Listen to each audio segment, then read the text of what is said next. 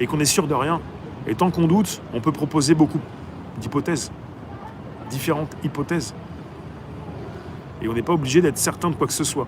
C'est là où on se trompe. Quand on est sûr, on est foutu.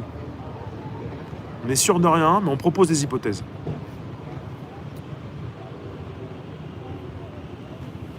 Et j'aime pas dire croire. Je suis pas dans la croyance ou la religion. Je suis dans la réflexion. Voilà. 5000 supporters au stade de Rennes. Tout va bien? Ah, ça fait partie de l'univers également, quoi. La création, ce que nous pouvons faire actuellement. L'IA n'aura pas de sentiment ni d'émotion. C'est ce que tu penses. C'est ce que tu penses. C'est pas ce qui va... L'IA, déjà, le robot peut avoir un retour électrique, un retour de sensation. Et tant que l'IA n'est pas consciente, elle ne peut pas s'éveiller. Et je vais vous dire, il y a beaucoup de personnes qui parlent de l'IA, de la singularité, qui pourrait arriver selon Google en 2045, au moment où les robots deviendront conscients. Et Google dit 2045, pour Zuckerberg, Facebook 2100. Ils ne sont pas d'accord sur l'année, mais ils sont d'accord sur la possibilité d'une IA consciente. Ils sont tous à proposer des IA avec toutes ces datas qu'ils récupèrent, vos données. Peut-être une terre jumelle dans une autre galaxie. Pourquoi pas? Un hélicoptère décolle et reste en l'air 1 heure en stationnaire. Vu que la Terre tourne à 1600 km/h, pourquoi il est à la même place quand il se pose?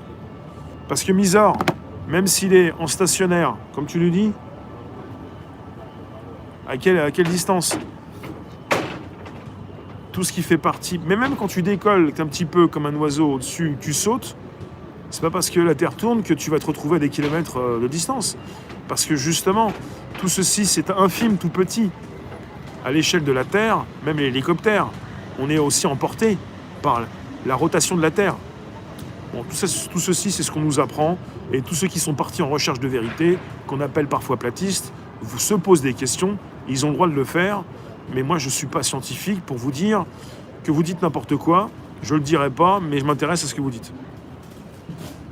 Merci pour le pépé de game. Patrice, un grand kawa.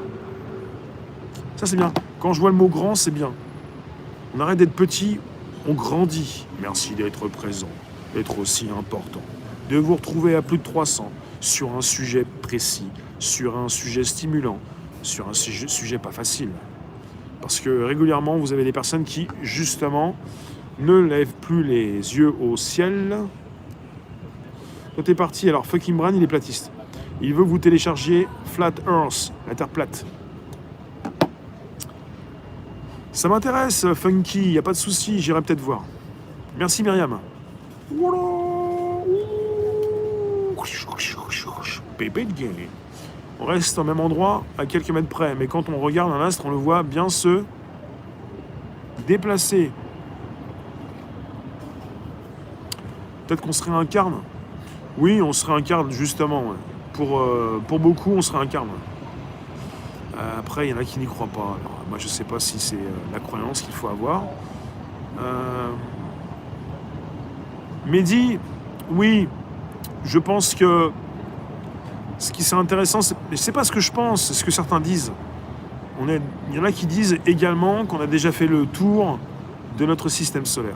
Après, ça c'est l'armée américaine qui l'a précisé en 1947.